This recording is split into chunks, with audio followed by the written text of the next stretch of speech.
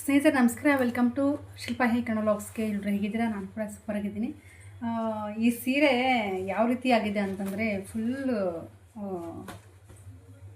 ಅರ್ಧೋಗಿದೆ ಅಷ್ಟೇ, ಏನೂ ಆಗಿಲ್ಲ. ಏನಪ್ಪ ಅಂತಂದರೆ ಇದನ್ನು ಸ್ವಲ್ಪ ಏನಾದರೂ ಮಾಡಿ ವೇರ್ ಮಾಡೋ ರೀತಿ ಸ್ಟಿಚ್ ಮಾಡಿಕೊಡಿ ಅಂತ ಹೇಳಿದ್ದಾರೆ. ಇದು ಯಾಕಪ್ಪ ಸ್ಟಿಚಿಂಗ್ ಮಾಡೋದು ಅಂತ ನನಗೆ ಟೆನ್ಷನ್ ಏನೇನಿಲ್ಲ, ಯಾಕಂದರೆ ಈಸಿಯಾಗಿ ಸ್ಟಿಚಿಂಗ್ ಮಾಡ್ಬೋದು. ಅದೇ ರೀತಿ ನೀವು ಕೂಡ ಮಾಡ್ಬೋದು. ಇಲ್ಲಿ ನೋಡ್ತಾ ಇರ್ಬೋದು, ಈ ರೀತಿ ಅರ್ಧೋಗಿದೆ, ಎಷ್ಟು ಉದ್ದ ಅರ್ಧೋಗಿದೆ ನೋಡ್ತಾ ಇರ್ಬೋದು. ಗೊತ್ತಿಲ್ಲ ಯಾಕೆ ಈ ರೀತಿ ಆಗಿದೆ ಅಂತಂದ್ಬಿಟ್ಟು. ಇದನ್ನು ಕರೆಕ್ಟಾಗಿ ನಮಗೆ ಸ್ಟಿಚ್ ಮಾಡಿಕೊಡಿ, ಮತ್ತು ವೇರ್ ಮಾಡಬೇಕು. ಹೊಸ ಸೀರೆ ಅಂತೆ, ಪಾಪ ಒಂದೇ ಸರಿ ವೇರ್ ಮಾಡಿದ್ದೀನಿ, ತಿರ್ಗಾ ವೇರ್ ಮಾಡೋಕ್ಕೆ ಆಗ್ತಿಲ್ಲ, ಏನು ಮಾಡೋದು ಅಂತ. ಇನ್ನೂ ಹೊಸ ಸೀರೆ ಸ್ನೇಹಿತರೆ, ಪಾಪ ಏನು ಮಾಡೋದು ನೋಡ್ತಾ ಇರ್ಬೋದು. ಸ್ಟೋನ್ಗಿನೆಲ್ಲ ತುಂಬ ಚೆನ್ನಾಗಿ ಸೀರೆ ಇದೆ. ಈ ರೀತಿ ಇದೆ ಅಲ್ವಾ. ಇವಾಗ ಏನು ಮಾಡೋದಪ್ಪ ಅಂತಂದರೆ, ಕಾಣಿಸ್ತಾ ಇದೆಯಲ್ವಾ, ಇವಾಗ ನೀಟಾಗಿ ಕಟ್ ಮಾಡ್ಕೋಬೇಕು. ಇದನ್ನು ನೀಟಾಗಿ ಕಟ್ ಮಾಡಿಕೊಂಡು ಜಿಗ್ಜಾಗ್ ಮಿಷಿನಲ್ಲಿ ಹೊಲಿಗೆ ಹಾಕಿದರೆ ತುಂಬ ಚೆನ್ನಾಗಿ ಕೂರುತ್ತೆ. ಜಿಗ್ಜಾಗ್ ಮಿಷಿನಲ್ಲಿ ಹೊಲಿಗೆ ಹಾಕಿಸಿ ನಿಮಗೆ ತೋರಿಸ್ತೀನಿ ಯಾವ ರೀತಿ ಬರುತ್ತೆ ಅಂತಂದ್ಬಿಟ್ಟು. ನೋಡ್ತಾ ಇರ್ಬೋದು, ಇದನ್ನು ನೀಟಾಗಿ ಒಂದೇ ಇದು ಸೀರೆ ಯಾವ ರೀತಿ ಇರುತ್ತೋ ಅದೇ ನೀಟಾಗಿ ಸ್ಟ್ರೇಟಾಗಿ ಕಟ್ ಮಾಡಿಕೊಂಡು ನಾವು ಜಿಗ್ಜಾಗ್ ಮಿಷಿನಲ್ಲಿ ಹೊಲಿಗೆ ಮಾಡಿದ್ವಿ ಅಂತಂದರೆ ಈ ಸೀರೆ ಅನ್ನೋದು ಮತ್ತೆ ವೇರ್ ಮಾಡೋಕ್ಕೆ ಮತ್ತೆ ಚಾನ್ಸ್ ಸಿಗುತ್ತೆ. ಇದು ಮತ್ತೆ ಹಾಳಾಯಿತು ಅಂತ ಬಿಡೋ ಚಾನ್ಸೇ ಇಲ್ಲ, ಯಾಕಂದರೆ ಇದನ್ನು ಹೊಸ ಸೀರೆ ಆಗಿರೋದ್ರಿಂದ ಮತ್ತೆ ಓಪನನ್ನು ಮಾಡ್ಬೋದು. ಓಕೆನಾ.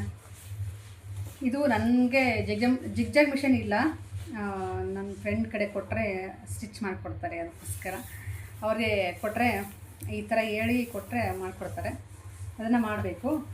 ನೈಟಿಗಳು ಸ್ಟಿಚಿಂಗ್ ಮಾಡಬೇಕು. ನೈಟಿಗಳೆಲ್ಲ ಹಂಗೆ ಇದ್ದಾವೆ ಸ್ನೇಹಿತರೆ, ನೋಡ್ತಾ ಇರ್ಬೋದು. ಇಲ್ಲ ಒಂದಿಷ್ಟು ನೈಟಿಗಳು ಸ್ಟಿಚಿಂಗ್ ಮಾಡಬೇಕು. ಇವತ್ತೊಂದು 3 ನೈಟಿ, ಒಂದಿಷ್ಟು ಆಲ್ಟ್ರೇಷನ್ಗಳಿದ್ದಾವೆ, ಡ್ರೆಸ್ಗಳು ಆಲ್ಟ್ರೇಷನ್ ಮಾಡಬೇಕು. ಅದಷ್ಟು ಮಾಡಿ ಮತ್ತು ಇವತ್ತಿನ ಕೆಲಸ ಇಷ್ಟಿದೆ, ಏನು ಜಾಸ್ತಿ ಕೆಲಸ ಇಲ್ಲ ಇವತ್ತು. ಈ ಸೀರೆ ಒಂದು ದಿಂಡು ಕಟ್ಟಬೇಕು. ಚಿಕ್ಕದಾಗಿ ದಿಂಡನ್ನು ಯಾವ ರೀತಿ ಕಟ್ಟೋದಂತ ಈ ಒಂದು ವಿಡಿಯೋದಲ್ಲಿ ತೋರಿಸ್ತೀನಿ. ಜಿಗ್ಜಾಗ್ ಮಾಡಿದ ರೀತಿಯೇ ಆಗುತ್ತೆ. ಅದನ್ನು ಯಾವ ರೀತಿ ನಾರ್ಮಲ್ ಫೂಟಲ್ಲಿ ನಾವು ಆರಾಮಾಗಿ ನಾವು ಒಂದು ದಿಂಡನ್ನು ಕಟ್ಬೋದು. ನೋಡೋಣ ಇದು ಯಾವ ರೀತಿ ಮಾಡೋದು ಅಂತ. ಸ್ನೇಹಿತರೆ, ಇವಾಗ ನೀಟಾಗಿ ಸ್ಟ್ರೇಟಾಗಿ ಕಟ್ ಮಾಡ್ಕೊಂಡಿದ್ದೀನಿ, ಎಲ್ಲೂ ಕೂಡ ಆಚೆ ಈಚೆ ಕೂಡ ಹೋಗಿಲ್ಲ. ನೋಡ್ತಾ ಇರ್ಬೋದು, ನೀಟಾಗಿ ಕಟ್ ಮಾಡ್ಕೊಂಡಿದ್ದೀನಿ. ಇವಾಗ ಫೋಲ್ಡ್ ಮಾಡಬೇಕು ಚಿಕ್ಕದಾಗಿ. ಇಲ್ಲಿ ಬಾರ್ಡರ್ ಇರೋ ತನಕ ಸ್ವಲ್ಪ ದಪ್ಪನೇ ಬರುತ್ತೆ. ಅದಾದಮೇಲೆ ನಮಗೆ ಸ್ವಲ್ಪ ದೊಡ್ಡದಾಗಿ ಸಿಗುತ್ತೆ. ಅದು ಫಸ್ಟ್ ಬಾರ್ಡರ್ ಇದೆ ಅಲ್ವಾ, ಅದು ಸ್ವಲ್ಪ ದೊಡ್ಡದಾಗಿ ಸಿಗುತ್ತೆ. ಅದಾದಮೇಲೆ ನಮಗೆ ಚಿಕ್ಕದಾಗಿ ಫೋಲ್ಡ್ ಮಾಡಿ ಒಂದು ಹೊಲಿಗೆನ ಹಾಕ್ಬೋದು. ಸೇಮ್ ಜಿಗ್ಜಾಗ್ ಮಿಷಿನಲ್ಲೇ ಒಂದು ಜಿಗ್ಜಾಗ್ ಮಾಡಿದ ರೀತಿಯೇ ನಮಗೆ ದಪ್ಪ ಆಗದೇ ತೆಳುವಾಗಿ ತುಂಬ ನೀಟಾಗಿ ಮಾಡ್ಬೋದು. ಇವಾಗ ಫೋಲ್ಡ್ ಮಾಡಿಕೊಂಡು ನೀಟಾಗಿ ಸ್ವಲ್ಪ ರಫ್ ಹೊಡ್ಕೊಂಡು ಆರಾಮಾಗಿ ನಾವು ಜಿಗ್ಜಾಗ್ ಮಾಡ್ದೇ ನಾವು ನಾರ್ಮಲ್ ಫೂಟಲ್ಲಿ ತುಂಬ ನೀಟಾಗಿ ದಿಂಡನ್ನು ಕಟ್ಬೋದು ಸೀರೆಗಳಿಗೆ. ಈ ಥರ ಬಾರ್ಡರ್ಸ್ ಇರುತ್ತಂದರೆ ತುಂಬ ಚೆನ್ನಾಗಿ ಕಾಣಿಸುತ್ತೆ.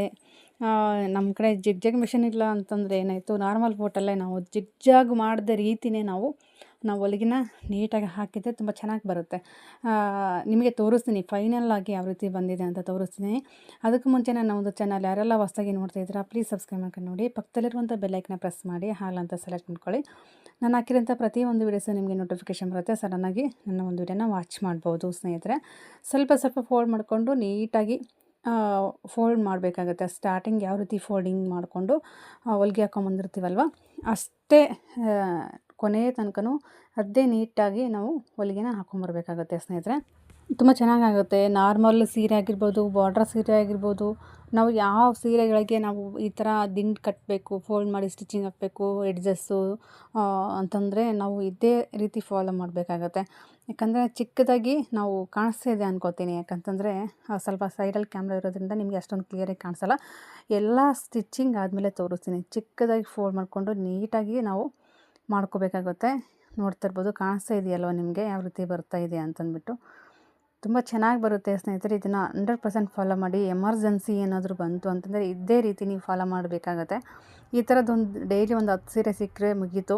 ಆರಾಮಾಗಿ ನಮಗೆ 20 ರೂಪಾಯಿ ಅಂತ ಅಂದರೂ ಕೂಡ ಒಂದು ಡೈಲಿ ಒಂದು 200 ರೂಪಾಯಿನ ಗಳಿಸ್ಬೋದು. ಯಾಕಂದರೆ ನಮಗೆ ಬ್ಲೌಸ್ ಹೊಲಿಯಕ್ಕೆ ಬರಲ್ಲ, ಏನು ಬರಲ್ಲ, ಓನ್ಲಿ ಸ್ಟಿಚಿಂಗ್ ಅಷ್ಟೇ ಬರುತ್ತೆ ಅಂತಂದರೆ ನೀವು ಮನೆಯಲ್ಲೇ ಕೂತ್ಕೊಂಡು ಈ ರೀತಿ ಒಂದು ಸೀರೆಗಳಿಗೆ ಬಾರ್ಡರ್ ಈ ರೀತಿ ಬಂತು ಅಂತಂದರೆ, ಬಾರ್ಡರ್ ಸೀರೆ ಆಗಿರ್ಬೋದು, ಮಾಮೂಲಿ ನಾರ್ಮಲ್ ಸೀರೆ ಆಗಿರ್ಬೋದು, ಯಾವುದೇ ಒಂದು ಸೀರೆಗಳಿಗೆ ನಾವು ದಿಂಡು ಕಟ್ಟಬೇಕಂದ್ರೆ 20 ರೂಪಾಯಿ ತೊಗೊತೀವಲ್ವ.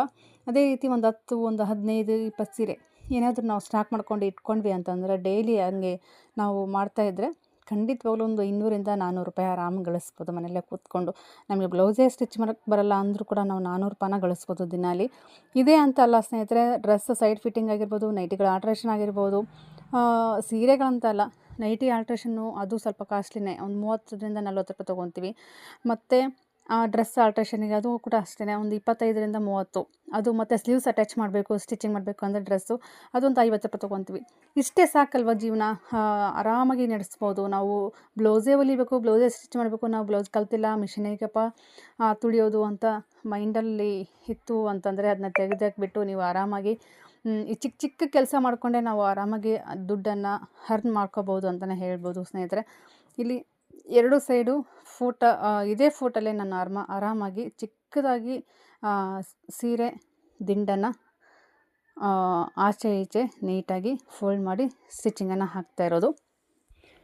ತುಂಬ ಚೆನ್ನಾಗಿ ಆರಾಮಾಗಿ ಮನೆಯಲ್ಲೇ ನೀವು ಮನೆ ಕೆಲಸ ಎಲ್ಲ ಮುಗಿಸ್ಕೊಂಡು ನೀವು ಆರಾಮಾಗಿ ಈ ರೀತಿ ಸೀರೆಗಳಿಗೆ ಆಗಿರ್ಬೋದು, ಡ್ರೆಸ್ ಆಗಿರ್ಬೋದು, ನೈಟಿ ಆಗಿರ್ಬೋದು, ಮತ್ತು ಬ್ಲೌಸ್ ಏನಾದರೂ ಸ್ವಲ್ಪ ಲೂಸ್ ಎಲ್ಲೋ ಬೇರೆ ಕಡೆ ಸ್ಟಿಚ್ ಮಾಡಿಸಿರ್ತಾರೆ, ಸ್ವಲ್ಪ ಲೂಸ್ ಆಯಿತು ಅಂದರೆ ಅವರು ಕೂಡ ತಂದು ಕೊಡ್ತಾರಲ್ವ. ಏನೋ ಒಂದು ಮಿಷನ್ ಇದೆ ಅಂದ ತಕ್ಷಣ ಓಲ್ಡ್ ಬಟ್ಟೆ ಆಗಿರ್ಬೋದು, ಸ್ವಲ್ಪ ಡ್ಯಾಮೇಜ್ ಆಗಿರುತ್ತೆ, ಏನೋ ಒಂದು ಮಿಷನ್ ಇತ್ತು ಅಂದರೆ ಮನೇಲಿ ನಾವು ದುಡ್ಡನ್ನು ಅರ್ನ್ ಮಾಡೇ ಮಾಡಿರ್ತೀವಿ ಅಂತಲೇ ಹೇಳ್ಬೋದು ಸ್ನೇಹಿತರೆ. ತುಂಬ ಚೆನ್ನಾಗಿ ಮಾಡ್ಬೋದು, ನೀವು ಹೊರಗಡೆ ಹೋಗ್ಬೇಕಂತ ಏನಿಲ್ಲ. ಇದು ನಂದು ದೊಡ್ಡ ಮಿಷನ್ನು, ನಿಮ್ಮ ಕಡೆ ಚಿಕ್ಕ ಮಿಷನ್ ಇತ್ತು ಅಂದರೂ ಕೂಡ ಓಕೆ, ತುಂಬ ಚೆನ್ನಾಗಿ ಅದರಲ್ಲೇ ನಾವು ಹೊಲಿಗೆನ ಹಾಕ್ಬೋದು ಸ್ನೇಹಿತರೆ. ಇನ್ನು ಡ್ರೆಸ್ಗಳಿದ್ದಾವೆ ಸ್ನೇಹಿತರೆ, ಡ್ರೆಸ್ಗಳನ್ನು ಸ್ಟಿಚಿಂಗ್ ಮಾಡಬೇಕು. ಅದನ್ನು ಈ ಒಂದು ವಿಡಿಯೋದಲ್ಲಿ ಶೇರ್ ಕೂಡ ಮಾಡಲ್ಲ ನಾನು, ಯಾಕಂತಂದರೆ ಬರೀ ಜಾಸ್ತಿ ವಿಡಿಯೋ ಆಗುತ್ತೆ, ಮತ್ತು ವಿಡಿಯೋ ಮಾಡ್ಕೊಂಡು ಕೂತ್ಕೊಂಡ್ರೆ ಕೆಲಸ ಆಗಲ್ಲ. ಅದಕ್ಕೋಸ್ಕರ ಒಂದಿಷ್ಟು ಡ್ರೆಸ್ಗಳಿದ್ದಾವೆ, ಅದನ್ನು ಕೂಡ ಸ್ಟಿಚಿಂಗ್ ಮಾಡಬೇಕಾಗುತ್ತೆ.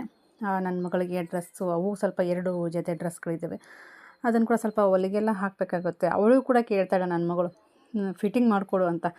ಈ ಚಿಕ್ಕ ಚಿಕ್ಕ ಮಕ್ಕಳು ಎಲ್ಲರೂ ಫಿಟ್ಟಿಂಗು ಹೆಂಗೆ ಅಂತಂದರೆ ದೊಡ್ಡವ್ರು ಯಾವ ರೀತಿ ಮಾಡ್ಕೊತಾರೆ, ಸಣ್ಣವರು ಕೂಡ ಅದೇ ಆಸೆ. ಈಗ ಹೆಣ್ಣು ಹುಡ್ರು ಚಿಕ್ಕ ಮಕ್ಳಿಗೆ ಏನು ಕಲ್ಸಂಗಿಲ್ಲ ಸ್ನೇಹಿತರೆ, ಆ ರೀತಿ ಮುಂದುವರೆದ್ಬಿಟ್ಟಿದ್ದಾರೆ ಹುಡ್ರು. ನೋಡ್ತಾ ಇರ್ಬೋದು, ಫೈನಲಾಗಿ ತೋರಿಸ್ತೀನಿ. ಇದು ಥ್ರೆಡ್ಡು ಸ್ವಲ್ಪ ಆಪೋಸಿಟ್ ಆಯಿತು ಅಲ್ವಾ, ಯಾಕಂತಂದರೆ ನನಗೆ ಬಾರ್ಡರ್ ಇದು ಪಲ್ಲು ಕಡೆ ಯಾವ ರೀತಿ ತೊಗೊಂಡಿದ್ದೀನೋ ಅದೇ ಕಲರು ನಾನು ಈ ಕಡೆ ಕೂಡ ಹಾಕಿದೆ. ಇದು ಏನು ಅಷ್ಟು ಕಾಣಿಸಲ್ಲ, ಯಾಕಂತಂದರೆ ಇದು ಫೋಲ್ಡಿಂಗ್ ಹೋಗುತ್ತೆ ಅಲ್ವಾ, ಅದಕ್ಕೋಸ್ಕರ. ಮೇಯ್ನಾಗಿ ನಮಗೆ ಸೆರಗು ಕಡೆ ಕಲರ್ ಸೇಮ್ ಇರುವಂಥ ಒಂದು ಥ್ರೆಡ್ಡನ್ನು ತೊಗೊಂಡು ಸ್ಟಿಚಿಂಗ್ ಮಾಡಬೇಕಾಗತ್ತೆ.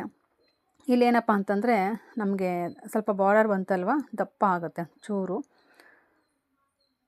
ಮಿಡ್ಲೆಲ್ಲ ತುಂಬ ಚೆನ್ನಾಗಿ, ಯಾಕಂದರೆ ಸ್ಮೂತ್ ಇರುತ್ತೆ ಅಲ್ವಾ, ಅಲ್ಲೇನು ಬಾರ್ಡರ್ ಇರಲ್ಲ, ಏನೂ ಇರಲ್ಲ, ತೆಳು ಇರುತ್ತೆ.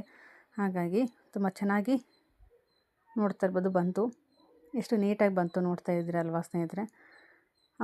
ಈ ಥರ ನೀವು ಕೂಡ ಮಾಡಿ, ನೀವು ಕೂಡ ದುಡ್ಡನ್ನು ಅರ್ನ್ ಮಾಡ್ಬೋದು ಸ್ನೇಹಿತರೆ. ನಿಮಗೆ ಈ ಒಂದು ವಿಡಿಯೋ ಇಷ್ಟ ಆದರೆ ಲೈಕ್ ಮಾಡಿ, ಶೇರ್ ಮಾಡಿ, ಆದಷ್ಟು ಸಬ್ಸ್ಕ್ರೈಬ್ ಮಾಡ್ಕೊಂಡು ನನ್ನ ಒಂದು ಚಾನಲ್ಗೆ ಸಪೋರ್ಟ್ ಕೊಡಿ ಅಂತ ಹೇಳೋಕ್ಕೆ ಇಷ್ಟಪಡ್ತೀನಿ. ಥ್ಯಾಂಕ್ ಯು ಸ್ನೇಹಿತರೆ, ಥ್ಯಾಂಕ್ ಯು ಫಾರ್ ವಾಚಿಂಗ್.